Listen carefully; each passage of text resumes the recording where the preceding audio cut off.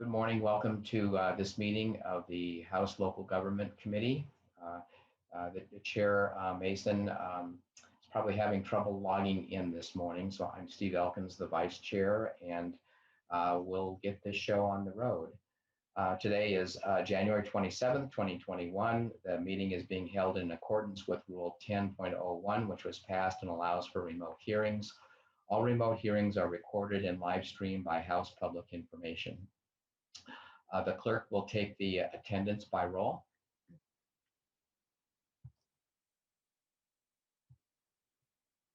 we go. Chair, Sandra Mason. Here, present. There she is. To add technical difficulties. Vice Chair Elkins. Present. Representative Quam. Present. Representative Berg.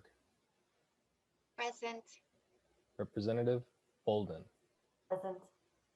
Representative Hewitt. Present. Representative Meckland. Present. Representative Olson. Present. Representative Joachim. Present. All members are present. Thank you very much. Yeah. We do. Madam Chair, I'll move the approval of the minutes from the meeting of January 20th, 2021. Thank you. Are there any additions or corrections? All those in favor say aye. Aye. Aye. They oppose, same signs. The minutes are approved as read. Thank you so much. Next, we're going to go to the Representative Elkins bill.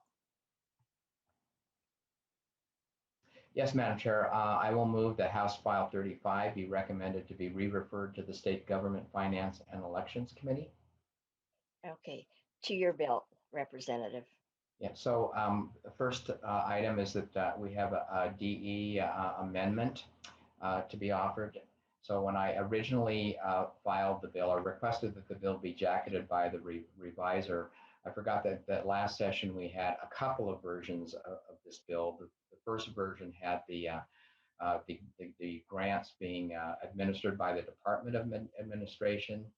And then later, the Council on Disabilities became comfortable with the idea of administering the grants themselves. And so we had a later bill in the last session, House File 3000, that showed them as the administrators. So I mistakenly requested the rejacketing of the bill with the Department of Administration being the administrator instead of the one with the Council on Disabilities being the administrator. So this amendment basically brings the bill into line with the most recent version that has the Council on Disabilities being the administrator of the grant program, and that's the main change being implemented through this delete all amendment. Okay. All those in favor of approving the DE amendment say aye. Aye. All those opposed? Okay, you now have the bill in the shape that you want it. Proceed. Yes, I do. Okay, I'm going to share my screen. And oops, where did it go? Oh, well, that's interesting. Hold on one second here. No.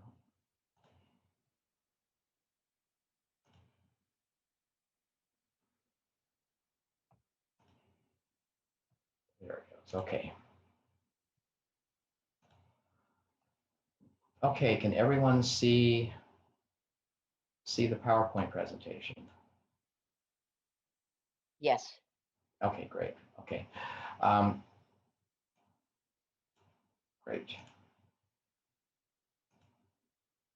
So what this bill does, it establishes a grant program to provide funding for small cities and counties to help them make their websites more accessible to people with disabilities and bring them into compliance with the Americans with Disabilities Act. The grant program would be administered by the Metropolitan Minnesota Council on Disabilities. The League of Minnesota Cities and the Association of Minnesota Counties are working with the Minnesota Council on Disabilities and the MNIT Office of Accessibility to provide training and support for this initiative. We're requesting initially as a placeholder $1 million. The final amount, of course, will depend on the State Government Finance Committee's budget target, which we'll learn later in the year. So the bill is supported by the Minnesota Council on Disabilities, the Association of Minnesota Counties, the League of Minnesota Cities, and the Minnesota Association of Small Cities. And today we will have testifying, first of all, if Noah is here, Noah McCourt, who is a self-advocate. Noah is at the very highly performing end of the autism spectrum disorder. He is passionate about this issue. And I first met Noah at a Council on Disabilities legislative event 2 years ago. I don't think I'd even been sworn in yet.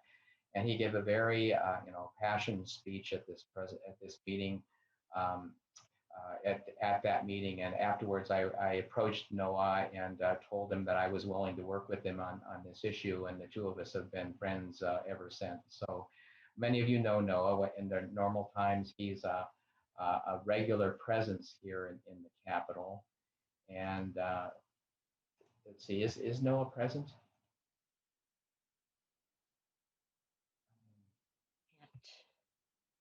Noah, are you on yet? Not yet. Okay.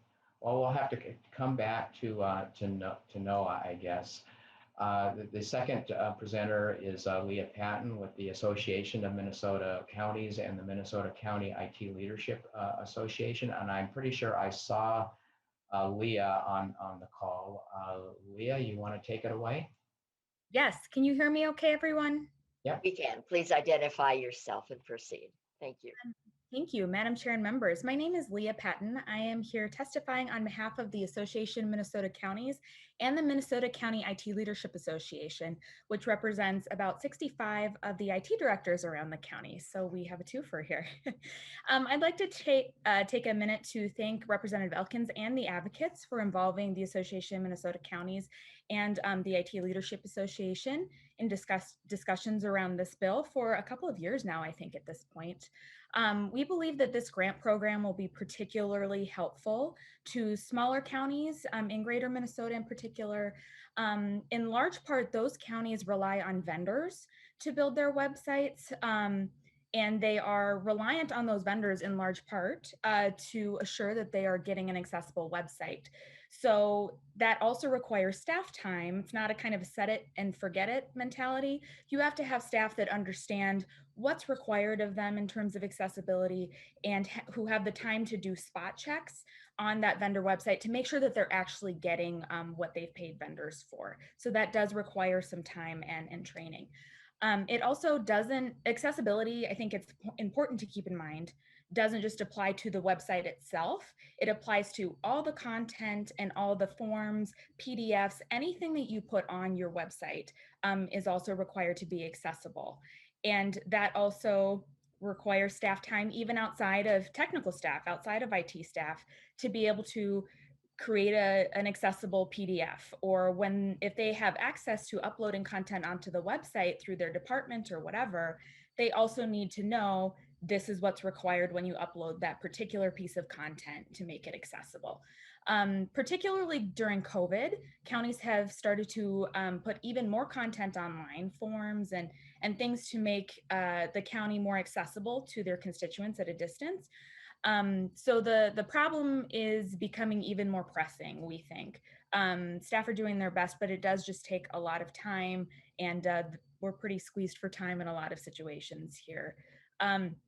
So we hope, coupled with ongoing education, we have already provided a workshop to our members at AMC and in my IT Leadership Association that I represent, to make sure people know how to create an accessible website, how to create accessible forms. But that's an ongoing discussion, and we hope to continue that in partnership with the Council on Disability and Minutes Office of Accessibility as well. And we believe that this bill will help us provide an accessible website to every community in the state, because an accessible website is just a good functioning website. So thank you for the opportunity to speak today, and I will stand for any questions. Thank you. Why don't we hear from all our testifiers, and then we'll take questions. Thank you. Next, I have Trevor Turner from the Minnesota Council on Disabilities. Again, if you would identify yourself and proceed. Yes, can you hear me? I can hear you Great. and I can see you. Perfect. So I'm Trevor Turner, and I'm the Public Policy Director for the Minnesota Council on Disability, and I'm really happy to be here to testify. One of the things that this bill does is gives the Minnesota Council on Disability the authority to administer these grants, and for us, that's a really exciting thing to do, to be able to build better relationships and stronger relationships with our local governments here in the state of Minnesota. And it allows us to, serve as counsel and advisors to help, improve accessibility across the state. I just wanted to say that, the council is a strong supporter of, the House File 35. This bill would provide grant funding to empower local governments with local tools and training needed to ensure that their digital presence is accessible to Minnesotans with disabilities. As buildings need wheelchair accessible ramps and public signs need Braille alternative text, so too does our public digital infrastructure need to be accessible for everyone.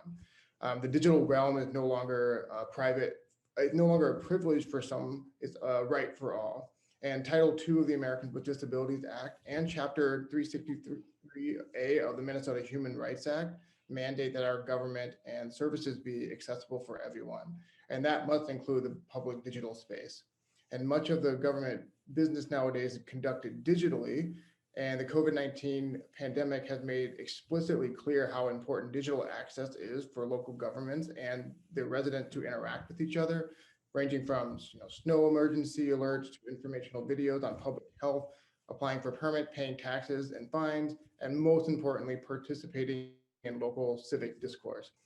Accessible government, especially digital government, allows for people with disabilities to live independently in the community of their choice. The need is tremendous, but this bill is the right step forward. We appreciate the support of Representative Elkins and the local government division on this bill. And we will continue to engage with stakeholders, including local governments and advocates, to ensure the digital world is accessible for all. Thank you, Madam Speaker. Thank you. Next, we have Cap O'Rourke from the Minnesota Association of Small Cities. Thank you, Madam Chair. Can you hear me?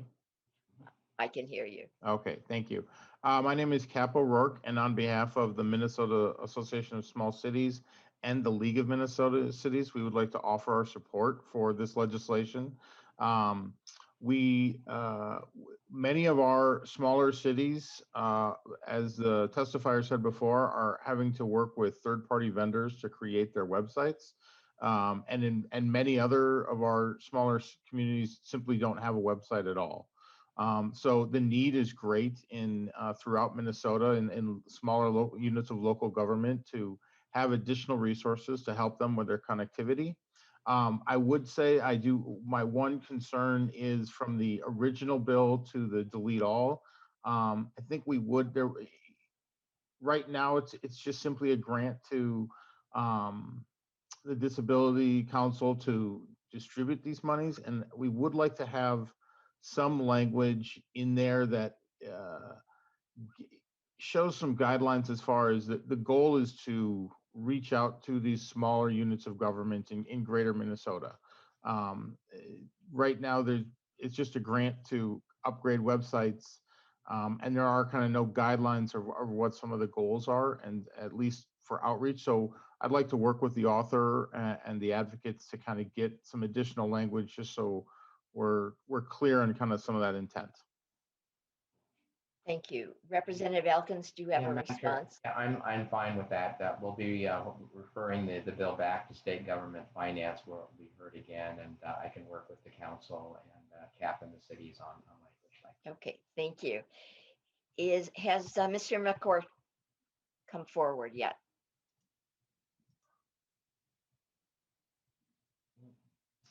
Okay. Doesn't sound like it, so I All think we'll have to move on, which is unfortunate because Noah is a very effective advocate for himself and other people with disabilities on this issue. So it's a shame that he can't be there with us this morning. So one thing I should add is that because I know it'll be the first question that Representative Quam will ask is what's the status of this bill in the Senate?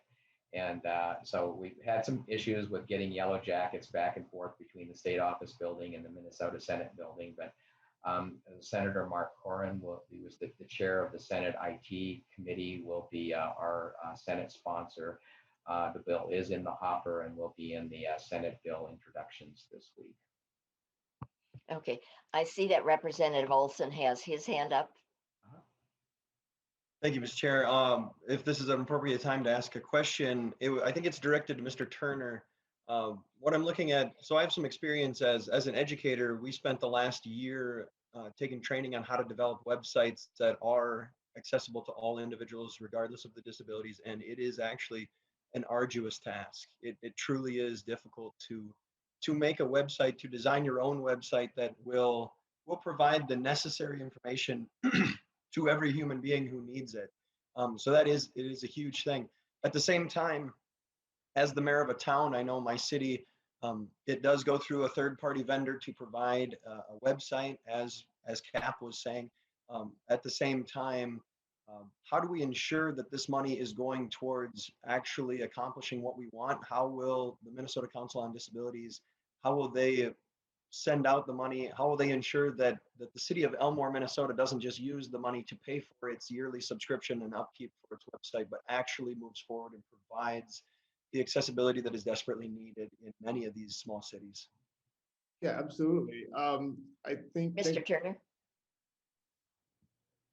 Sorry. proceed. I think that the one thing that we just have to consider is that the bill does establish a council, an advisory council, so that and an application process. So cities will have to submit an application in order to receive the funding, and they'll have to explicitly say in the application where that money is going. And then we, of course, will have our ADA director and myself included, being able to check in on the website and as well as our advisors to make sure that the website actually meets the standards of accessibility. So I believe that this money in the advisory council will allow it to have those kind of checks and balances to ensure that those websites are accessible. And I would also like to say that it is a challenge sometimes to make things accessible, but I do firmly believe that not only is it the right thing to do, but I always like to tell people that sometimes when you keep disability in mind and you are trying to make things more accessible, it generally tends to benefit most people, if not all people. So I think that sometimes the initial front-loading work to put into it is worth it, because in the long run, you actually make your website more accessible for everyone, not just people with disabilities. Representative Elkins, did you have any comments? No, I looked at the City of Elmore's website. It looks really nice, and I actually ran it through a public accessibility checker, and it scored pretty well. I'll send you the links, Representative Olson. Thank you. Representative Quam. Thank you, Madam Chair. I had a few questions for the author, and then, the testifiers can assist where needed. My understanding is the legislature is fully compliant. Can we get an understanding of the tools and techniques being utilized now to be compliant? We can. In fact, at the end of the once we've kind of conducted our business, I'd like to address that a little bit, because this presentation actually was prepared using a template that our staff prepared according to the state accessibility guidelines. And this is the very first time this template is being used in the legislature. But I ran the presentation itself by Elaine Settergren, who prepared it, created it for us, and she gave it the thumbs up. So we can talk a little bit more about that at the end if you'd like. Okay. Representative Quam, you have I believe you have an amendment. Do you want to move that forward? Madam Chair, I would like to get additional questions and information on the underlying bill. Okay, And so my understanding is that we already have the mechanisms, the tools, and the capabilities at the state level. Did the author ever look at leveraging that? In the testifier discussion, they talked about that they would have access to everybody's website to be able to do stuff. So if we already have that intent for connectivity and accessibility, why not leverage the state tools and funding that's already in place and personnel to assist in this process? And that way we can have uniformity across all of the local governments supporting the websites. Yeah, so Rep- the, Representative Elkins. yeah, so the direct support for cities and counties, other units of government isn't within Minute's charter. But nonetheless, I have on the screen here now, the Minute has an Office of Accessibility that the information that they provide is widely used throughout state government at all levels. There's a link to their accessibility website here as well. But in addition to that, the Council on Disabilities and the League of Minnesota Cities also have good training resources available to cities as well. And I expect that all of those existing resources will be effectively used as we roll out this grant program. Madam Chair. Representative Quam. Thank you. I must not have been eloquent enough in stating the question. The question wasn't about resources to reference and etc. The question was, we have existing processes and tools and capability at the state level.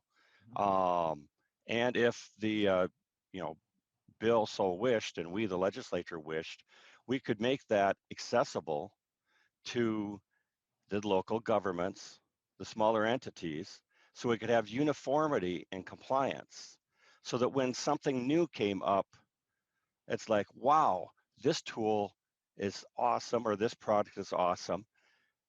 It could be, I guess, initiated right away and across the board. And that way we don't have the problem of, they're sort of here, or this isn't the same. No, by having the state government leverage its size to provide access to the tools and the resources to be able to make it accessible, because all residents of the state of Minnesota should have access to the documentation, procedures, and policies of local government, with the minutes of the meetings, those type of things. And if we truly want to have the state rise to the level, and it's been said that the legislature is conforming, then we already have an existing process, tool set, etc. there. And instead of granting out and picking individual entities, why don't we, with this bill, leverage the critical mass of the state to be able to uniformly help all of the small cities, all of the small local governments to have that access.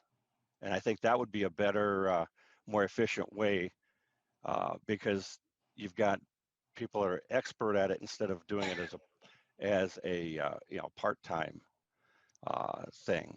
So has there been any discussions with the author and the parties about doing it that way?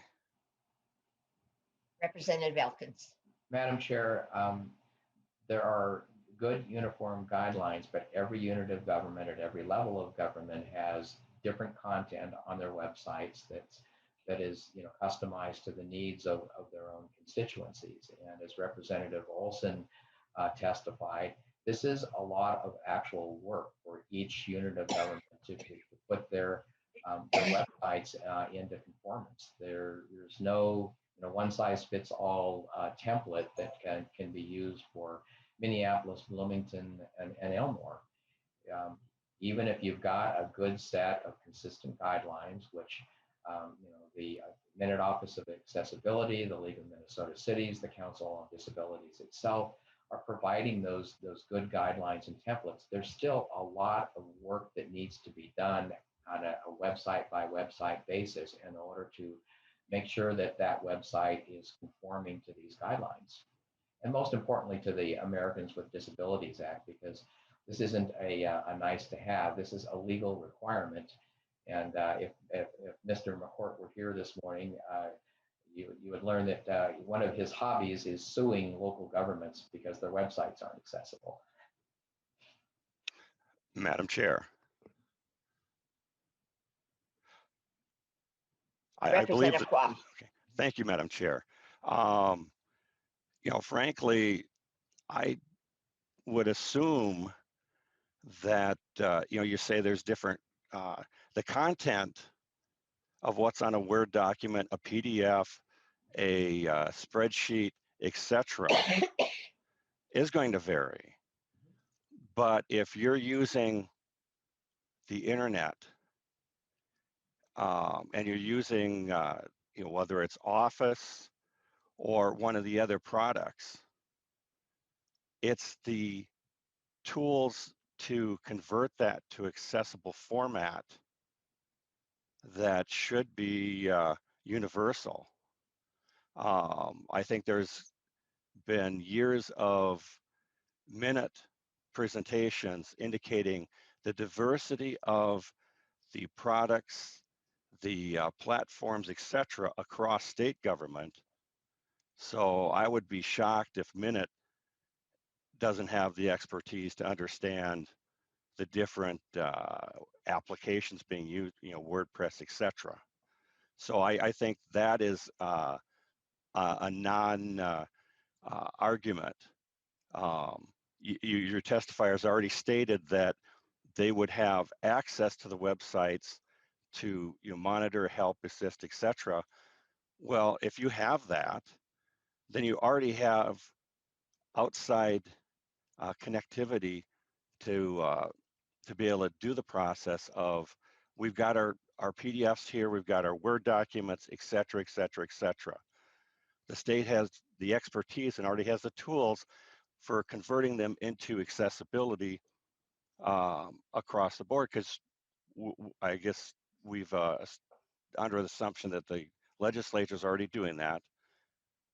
And so therefore, instead of having individual local government entities be going through a grant process, which burns, according to the bill, 15% for overhead, I think it would behoove to do the approach of which we allowed the assistance at the state level for helping to have access to the tools to convert for accessibility. And that's what's confusing me with, with this bill. And is that something that the author would look into, trying to take this bill the next step and having the state provide that across the board, the local government support to help our citizens, help our residents to have a uniform accessibility to their governments? So let me Representative Elkins. Let me draw an analogy here. Thank you, Madam Chair. This PowerPoint document was created using a template provided by the state. So this is what Elaine adapted for me, was based on the state's basic accessibility template for PowerPoint. But I didn't push a button in it to make it accessible. I had to follow a 6-page document explanation that I got from Elaine that explained to me how to use this tool in order to compose a presentation that would be digitally accessible. That was manual effort in my part to do that. There is no such tool that just takes any document and you push a button and magically it suddenly becomes accessible. It's just something that takes effort to and conscientious effort to do by an individual composing a document or a web page. There is no magic button. Madam Chair. Just a reminder there, I do want to make sure we have time for the presentation. Representative Kwong. Well, Madam Chair, I believe that you and I, and many of us through the years, have sat through presentations and discussions about how you can convert, documents. But again, you say that we got the resources existing, and why aren't we allowing that capability? So you're saying I'm saying the truth. that we don't have staff because, Representative, Madam Chair, can I complete? I'm sorry, go ahead. We've had testimony in which there is staff in the legislature that works to take the documents that are submitted to our committees. Now, everyone that submits testimony and documents for a hearing isn't going through this training. So there are tools that are being utilized by the legislature to do exactly what the author mentioned isn't, I guess, the intent of this. And my asking is, why is it not the intent that we use the existing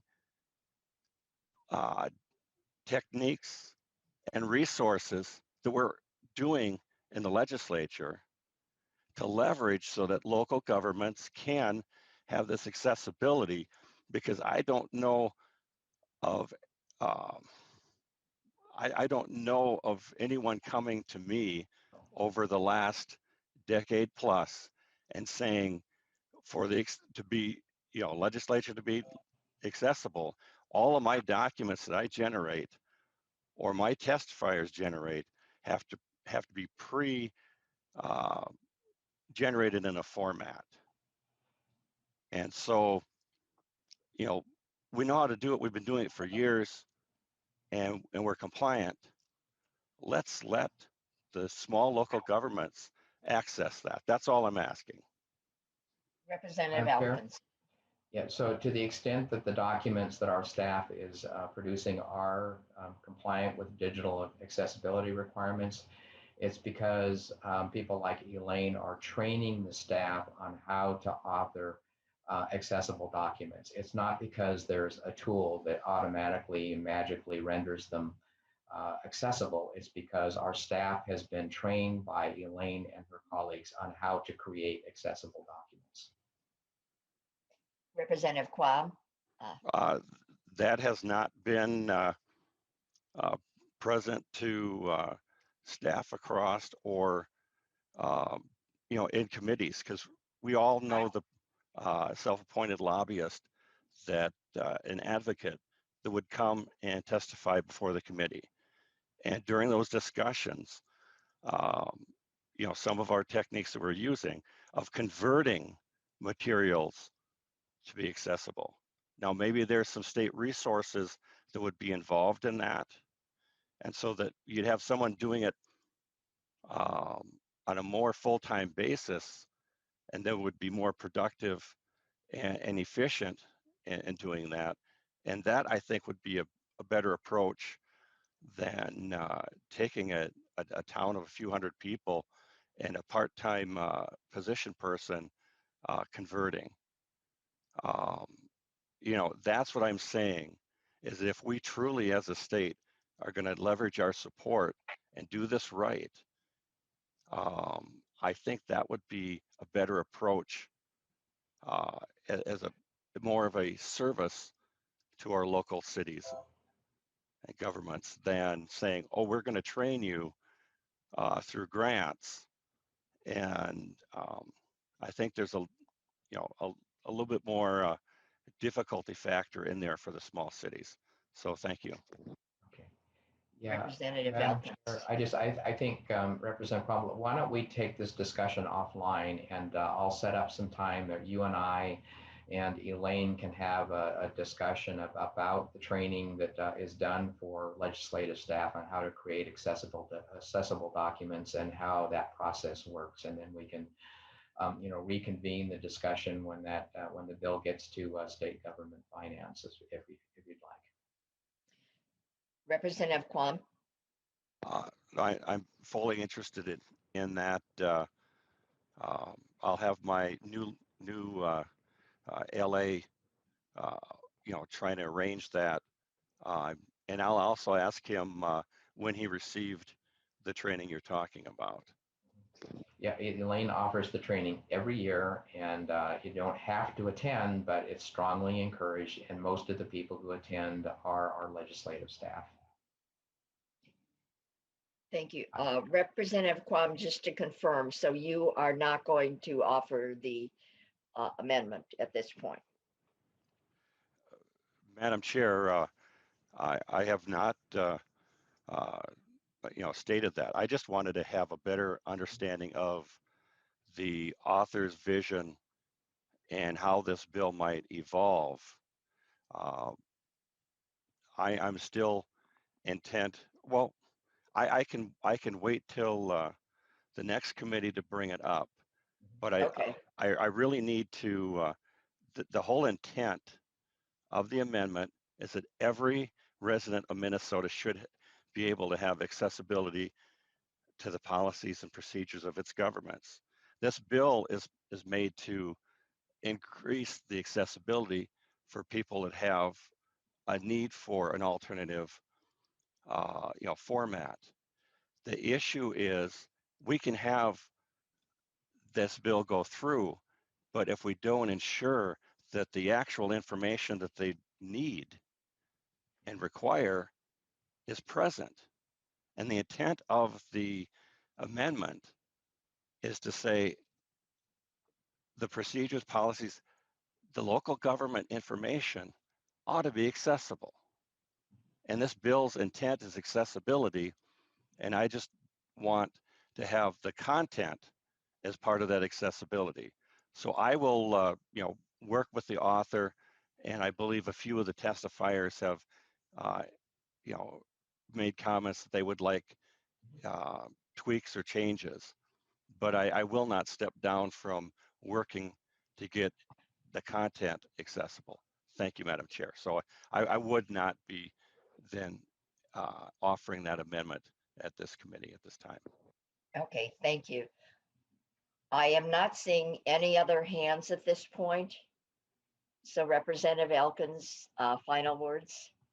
I think this is a very worthwhile program. I'd urge you to support the motion, which I'll make now, that we reiterate the motion that we're referring this bill back to the Committee on State Government Finance and Elections with a recommendation to pass. Thank you.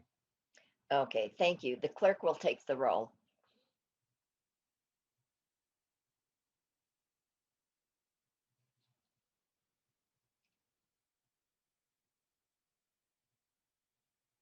Josh? Sorry about that. I think I must have done the inverse there. Representative Mason. Aye. Representative Elkins. Aye. Representative Quam. Aye. Representative Berg.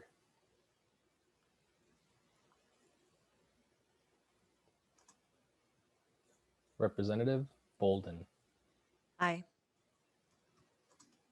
Representative Hewitt. Aye. Representative Mecklin. Aye. Representative Olson. Aye. Representative Joaquin. Aye. Representative Berg. Aye. We have 9 ayes, Madam Chair. Okay. The motion prevails. And so this will be sent up to State Government Finance and Policy. Thank you, Madam That- Chair. Thank you for committee. Thank you, Representative Elkins. By any chance, did Noah ever come into the list over here? I'm not seeing it. I Don't see- wanted to give him one last chance. Okay. Our presentation today is from the Builders Association of Minnesota. So if Ms. Keliher would like to come forward, identify yourself and proceed. And welcome to the committee. Thank you, Madam Chair and members. It's a pleasure to be here today. And before I start, Madam Chair, I just want to tell you, working with your staff is greatly appreciated. They are so professional and helpful. You should be very happy with them. It makes it easy to be on this side of the screen. But Thank you, and I am. I appreciate you giving us the opportunity to come in front of you today. My name is Grace Keliher, and I represent the Builders Association of Minnesota, or as we like to term it, BAM. Joining me today is Mike Paradise from Bigelow Homes. He is a builder from Rochester, Minnesota. Let me tell you a little bit about the Builders Association. We are a statewide business association representing the home building industry. Our membership is nearly 1,600 members, and it's made up of home builders, remodelers, developers, subcontractors, suppliers, realtors, financial institutions, and other industry relating to businesses. BAM's members join our association through one of our 12 local associations across the state. And when they join our association, they have access to code guides, legal templates, legislative advocacy, insurance, regulatory representation, and legal protection. Let me tell you, the construction industry in Minnesota in 2020 faced some daunting challenges. Obstacles included soaring lumber prices, scarcity of materials, and pandemic-related supply chain disruptions, which all our builders wrestled with to meet the housing needs of Minnesotans. Even with these challenges, permits for single-family homes in the 13-county metro area closed out the year roughly 5% ahead of 2019. One observation I had as I took on my new role here at BAM was to look at building codes and building licenses. And I did provide the committee with a map of Minnesota. You should have it forwarding, but there's only 21 counties in the state that have building code inspectors and check to see if builders are licensed. I always assumed when we passed good law at the Capitol that it applied to everybody statewide. That is not the case with this. Do I have the right answer? Do I know exactly how we should do this?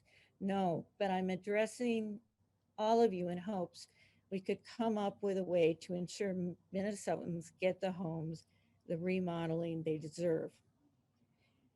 Lastly, members, I appreciate your attention, but I'm fortunate enough to have a builder and a developer with me who has served his community and our state in various positions. And he can share with you his impressions of the building climate in Minnesota. And with that, I'm going to turn it over to Mike Paradise, Madam Chair. Thank you. Thank you. Welcome, Mr. Paradise. And again, if you would introduce yourself and proceed. Thank you, Madam Chair and members. My name is Mike Paradise. I'm the president of Bigelow Homes. We're a home building development company in the Rochester area. I'm also one of the past presidents of BAM. So I have been to the legislature before testifying back when I was in the role of president, and I really like the parking issue today a lot better than when I was coming up to the Capitol. So, but anyways, we're a builder in Rochester. Bigelow Homes It's probably one of the largest builders in southern Minnesota. We closed 158 units last year. Our average purchase price was $300,000. So a lot of our housing was workforce housing. We've done a combination of both single family homes and twin homes, townhomes. So currently we build in Rochester and 9 other towns surrounding Rochester.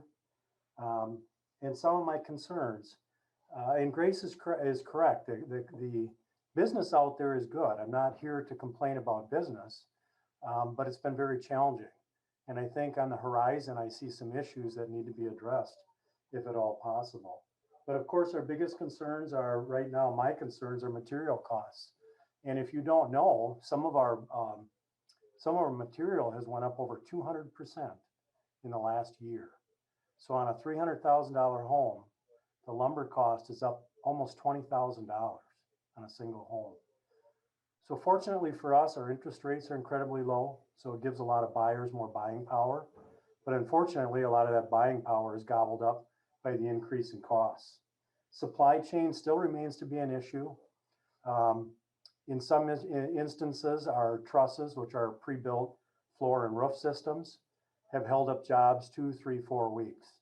I've even heard of some smaller builders in the area not even being able to get trusses at this time. So, and then of course, the other issue is our labor force. That's been an issue for a while. It'll continue to be an issue, and I'm sure you'll hear more from BAM about our efforts to change education or promote trades as a career. Because I myself started in a carpentry program back in 1979 and became a master carpenter. And today I'm the president of one of the largest building companies in southern Minnesota. So the other issue that we have is a lack of inventory, both from a builder standpoint and even if you're trying to buy an existing home. So the reason from the new construction, there's a lack of inventory in our areas is actually a few items. One is the labor force, lack of a labor force. The other, of course, is our supply chain issues. And one of the largest ones, and it's probably one of the ones that continue to plague us, is our lot inventory. So as a builder, we can only build homes if we have a buildable lot. So it all starts with the lot. It all starts with the land. It all starts with the development process. So because of that, your different communities have the lack of lots will have an impact on the amount of permits and homes that are built. In Rochester, and of course, everybody knows we've been on a growth spurt in Rochester for 20 plus years, and we're forecasted to be on a growth spurt for another 20 or 30 years. Our building permits in Rochester have declined the last 3 years in a row. As a matter of fact, in 2020, only 266 permits for new construction single family were pulled in Rochester. At our peak, we were building almost 1,000 homes a year in Rochester. So that is a big concern. One of the things that I've noticed also as we bring lots online in different communities and in Rochester, the process itself, the cost to bring the lots online, produces more expensive lots. So in the end, you see more expensive homes. So unfortunately, we've seen a trend in Rochester where the single family homes are getting larger and more expensive. And the only thing that becomes affordable is the apartments that continue to be built in Rochester. And Rochester was fortunate enough to hire a Maxfield study. Rochester, Olmsted County, and the Housing Coalition hired Maxfield Research to do a housing analysis of Olmsted County. They came back and gave us some really great data about what our needs were in Rochester. And unfortunately, the lots that we're bringing in aren't meeting the needs. So I think it becomes a community's goal, or we have to make an effort as a community to try to create lots that produce housing that meets the needs of the community. Now, I'm not here complaining about business. We're plenty busy, but the community needs a specific type of housing. And in order to support our job growth in Rochester and Olmsted County, we need a lot more workforce housing. So I think a lot of talks has to be done on both the local, state, and even national level about those. The other thing that we need to do is try to get our lots to market faster. That's another concern of mine. When we decide to start a project, it can very easily be 18 months to 2 years before the inception of the idea to the point where we're actually putting bricks and mortar on that job. So I think as a community, we need to identify the needs of the community, and those particular projects need to be fast-tracked if at all possible. In my past as a president of the state association, we continually hear the argument from the builders that there's too many fees and too many restrictions. We continually hear the argument from the cities that if you want services, you need to pay the fees. It's time to get serious about that conversation and sit down and come to some middle ground. As a community, we need to make a commitment as far as creating affordable lots and meeting our needs. And when I talk about affordable lots, it's to meet whatever need the community has. In Rochester, we have a huge need for active seniors. I'm an active senior, 4 children, all gone out of the house. So my wife and I live in a 5-bedroom home that would be great for a family. So what are we doing as a community to move those people out of that housing stock and getting these young families into it? So as we do that, we need to identify the needs of the community and help with all price ranges of housing so we have a healthy housing continuum. The study also realized in Rochester that we have a need for 18,000 homes by 2030, which is not unlike the report that the governor's task force did. And I was lucky enough to be a member on the governor's task force. The report came back and said the state of Minnesota needs 300,000 units by 2030. That's a lot of housing units. So I can't speak for the state, but as far as our community, Rochester, Olmsted County, we're not keeping up. We need to do something. We need to try to figure out a way to create more units. So in just the state of the overall market, if you're in the market to buy a home, of course, it's not always new construction. You may look at existing homes. Currently in Rochester today, there's 99 single family homes for sale. That's it, in a town of over 100,000. So a healthy market in Rochester would be about a 6-7 month supply on the market at any given time. Currently, we have about a 22-day supply. That's indicative across the state and across the nation. So we need to take a look at that. Because of that, it's driving the cost of housing up, not just new construction, but the median sales price in Rochester in 2010 was $150,000. 2020, our median house price was $260,000. So there's these pressures are having an incredible driving factor on these prices. And when we really talk about affordable housing, it goes across the whole housing continuum. So really quickly on codes, it wouldn't be proper if a builder didn't complain about building codes a little bit, but, and I'm not going to complain a lot. I actually sit on the State Construction Codes Advisory Council, and I also participated in the work groups as they evaluated the codes. But the one thing that keeps me concerned about codes is the cost. And we just had an electrical code pass that added quite a bit of money to a single family home. And I'm not sure the due diligence was done to make sure that the costs were justified in the end. So as we continue, because there's nothing in this world we can't make a little better, a little safer at a more expensive cost. So we have to keep in mind as we continue through the code cycles that affordability has to be an issue. It has to be a concern. So, and I know the state has a lot to do with that, and I know the legislature has a lot to do with controlling how the state handles that. So in parting, I would just like to say, make sure that we are evaluating the cost of any changes from the building code standpoint. Then the last thing I'm going to say is one of the goals that came out of the governor's task force report, and it was a goal to commit to housing as a priority. And it said public-private partnership should forecast the demand, set goals, and measure progress. I think that is so important. We're lucky enough in our community to have actually set some goals. And I think as a state and even all of the communities around Rochester or around the state, and especially in greater Minnesota, to set some goals and measure the progress. And with that, I thank you, Madam Chair. Thank you very much. We definitely know that there probably is going to be an increase in population in Rochester because of the destination Medicare medical center program going on. And in my area, 300,000 is kind of, I guess that's considered affordable, which we know.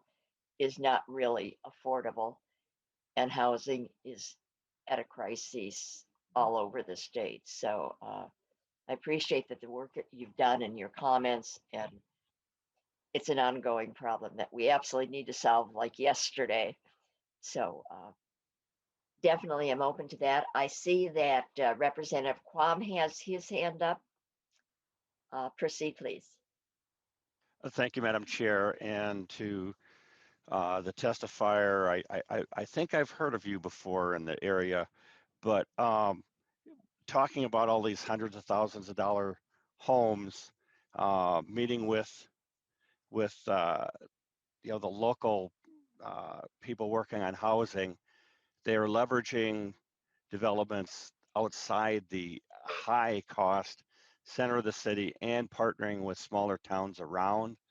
So the dollars for lots and in the home drop quite considerably.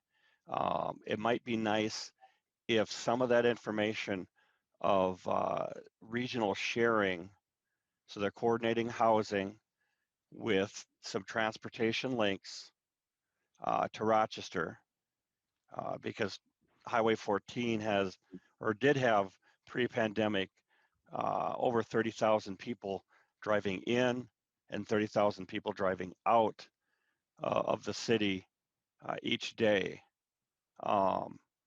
So I guess it'd be nice to have a bit of the rest of the story to the committee to look at the housing component with regional cooperating between different jurisdictions, and then you know, transportation considerations for people. So thank you, Madam Chair. Mr. Paradise, did you have a response? Yeah, and as I said, we build in 8 other communities besides Rochester. And right now that is probably a more economical solution. And it's because a lot of the land in Rochester, the easy stuff has been developed. And you experience that in all large towns, even in the metro area. Your smaller towns probably have some more cost-effective land to develop, but believe me, the small towns are also feeling the pinch. And it's not, the myth that it's a lot cheaper to build outside of Rochester is just that, a myth. Interesting, thank you. Representative Meckland, then Representative Berg, and then Hoyt. Representative Meckland, proceed. Thank you, Madam Chair. This is kind of to both Mr. Paradise as well as Keliher from the BAM. This is something I'm pretty passionate about. I've been working on extensively for the last 2 years. I am a licensed builder as well, so I more than can feel your pain. And I'm aware that the business is certainly there, but the resources are definitely not. It was one of my biggest, guiltiest moments of running for the legislature and actually winning, because it was taking one more hammer swinger out of the equation. And there was plenty of people coming to me looking for work. Shortly after being elected 2 years ago, I had a lot of developers, builders, building officials reach out to me, many of those under the condition I would never give up their name, but they were concerned about different fees being charged, which is, you know, statutorily it is to be fair and commensurate to the service that's provided. And quite a few of these municipalities are going far above and beyond.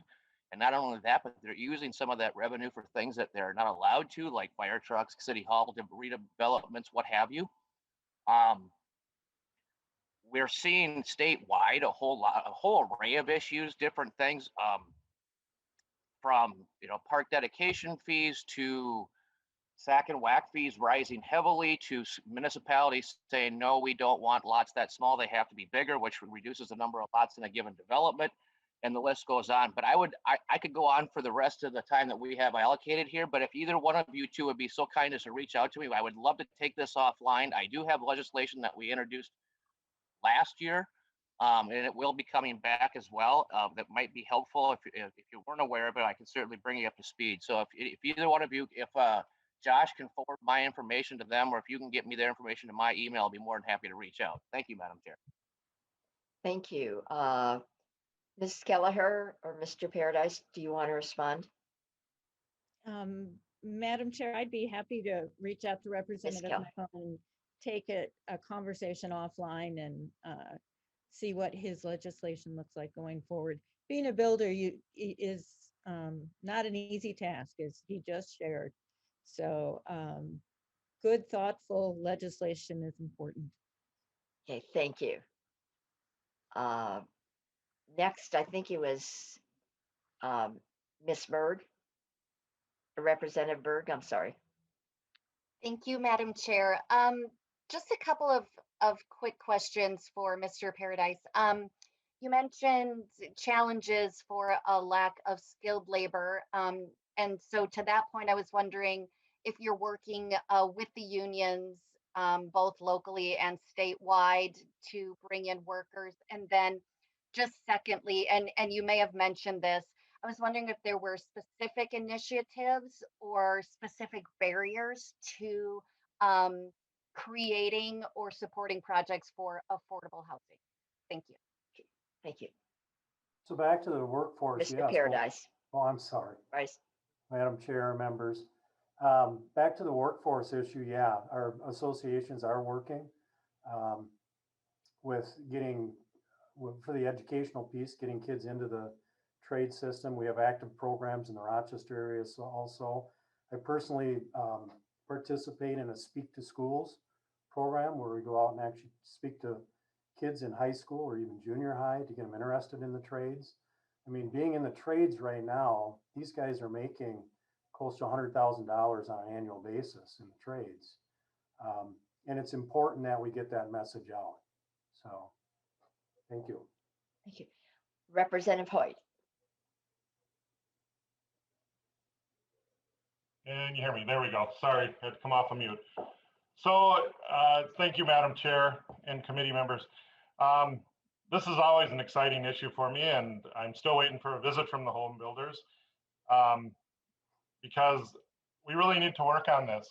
I have 8 clients right now as a realtor that are paramedics, teachers, police officers, nurses, and they're brand new, and they qualify for $200,000 to $225,000 mortgage.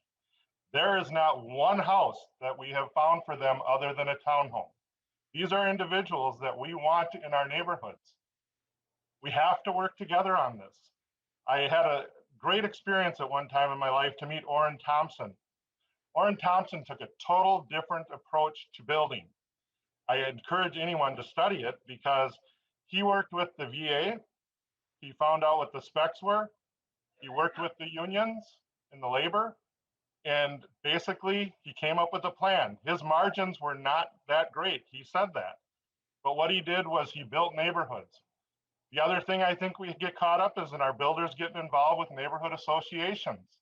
They are the first ones to create the associations and put very cumbersome things that neighborhoods don't need.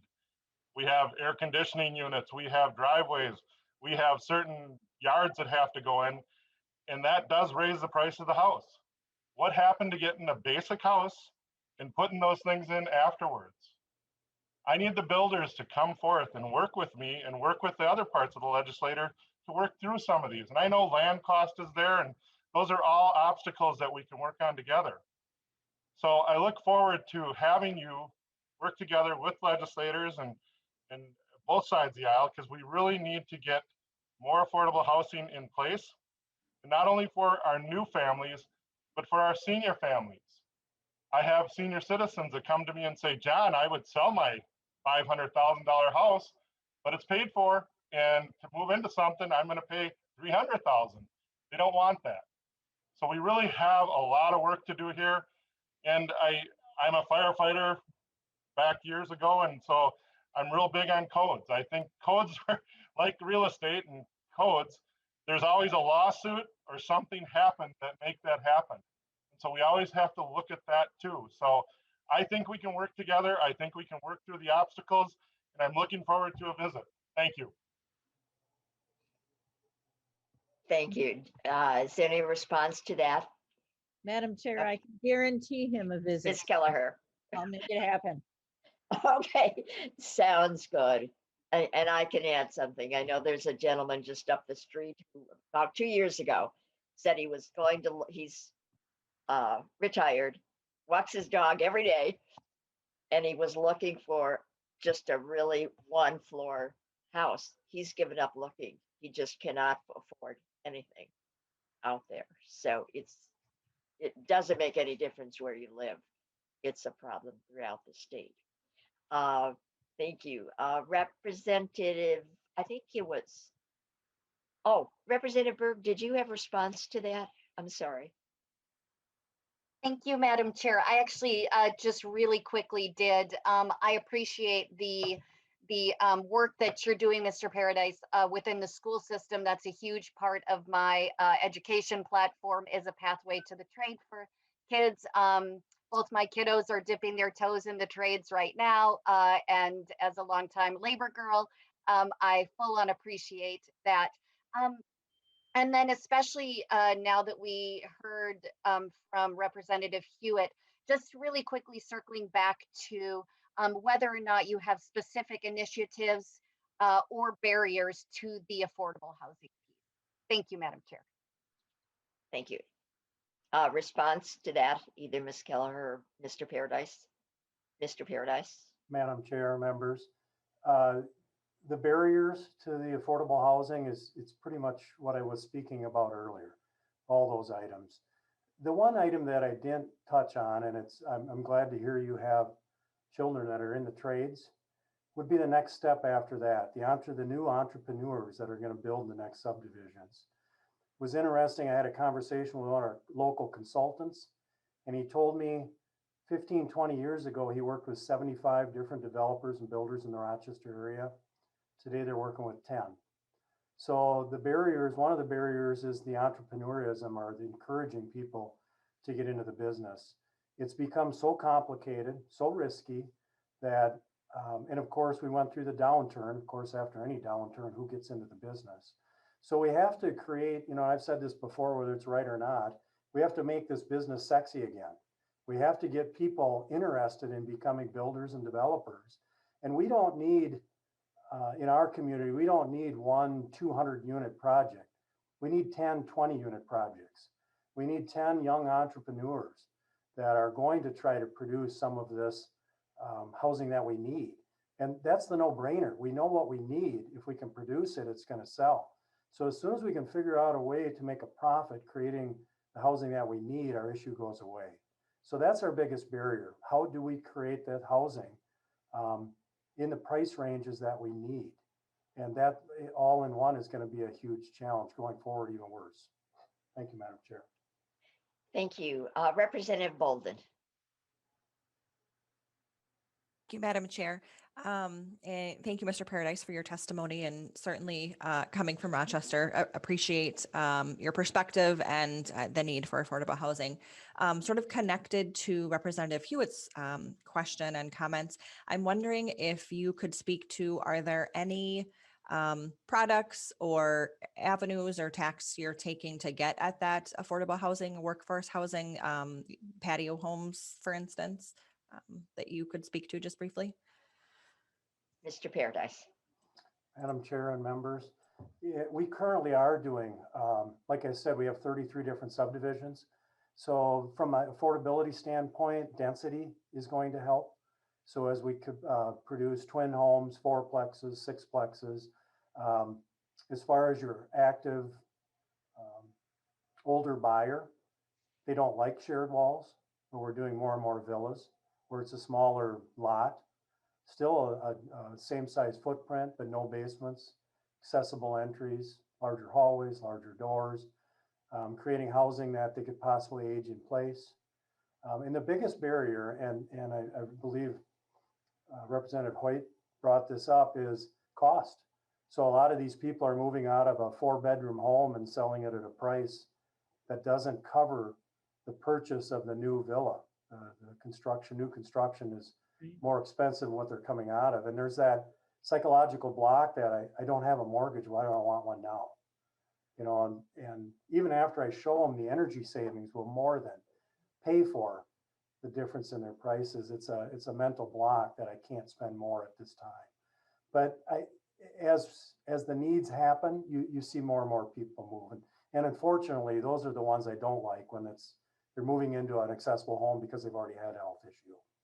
But there's a public education going on, and in the past 6-7 years, we've created more accessible housing than I did in the rest of my career combined. So there is a movement towards it, and there is finally an acceptance of some of the pricing on it. Thank you, Madam Chair. Thank you. Madam Chair, Representative Bolden. Oh, who was that? I'm sorry. Madam Chair, Oh, Ms. Keliher. thank you. I appreciate it. I had a discussion with some builders in St. Cloud yesterday, and they shared that Stearns County is somewhat embracing the idea of a granny home, basically, that's outside of the home, but keeping multi-generational housing together going forward, so that we've got pockets that people are trying to figure it out, but certainly some state assistance and guidance would really help. Well, there, and basically there are a number of options like the granny home. And I think it was at Burnsville City Council about a year or two ago where they had people are taking regular homes and kind of separating them for the generations coming forward, the tiny homes, but getting my understanding is getting the zoning for some of those to take place is a major barrier. And those are things that we really need to address, because they seem, at least to me, they seem fairly logical as we're going forward, because I do see more and more families merging, which that's the way it used to be. So I think it's really a great move. Any other, but thank you so much for bringing that forward. Let's see, Representative Berg. Thank you, Madam Chair. One last question for Mr. Paradise. It's my understanding that the city of Rochester has done some work to assist builders like yourself get some of those affordable housing subdivisions across the finish line.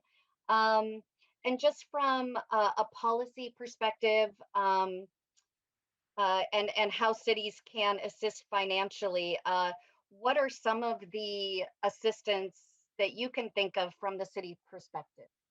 What does that look like to you? Thank you, Madam Chair. Thank you. Mr. Paradise. Madam Chair and members, a couple of things. First of all, zoning. It was brought up by Madam Chair also. A lot of these ADUs aren't allowed in the zoning areas. As I talk about higher density villas, narrower lots, a lot of communities don't allow that yet. Most of them are working on it. Rochester's working on it. But once again, that wheel moves pretty slow. So once it's getting that product to market that becomes an issue. As far as some of the assisting in some of the cost items, it could be as simple as a lot of these communities charge all the fees up front. So from a developer standpoint, unless you're in pretty good shape, you're borrowing an incredible amount of money to pay all the fees, all the inspection costs before you've even stuck a shovel in the ground.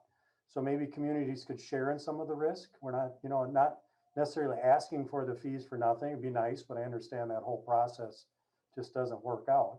But maybe sharing in some of the risk, and if it's a product that meets some of the needs of the community that aren't being met, maybe there could be something where those fees are paid at the very end, maybe when the builder or developer closes with the homeowner. I think there's a lot of creative ideas, and I think the main thing is to have both your building community and your leadership in that community work together to create some of these solutions. So we just got to get everybody at the table and start talking about the same thing. First, you need to identify the needs of the community, though. Thank you, Madam Chair. Any follow-up, Representative Berg? Okay. No, thank you. I appreciate your candor, Mr. Paradise. Thank you, Madam Chair. Okay. Are there any last questions before we adjourn? Seeing and then, again, thank you to all of our guests today. Thank you. Have a good day, everyone. We are adjourned.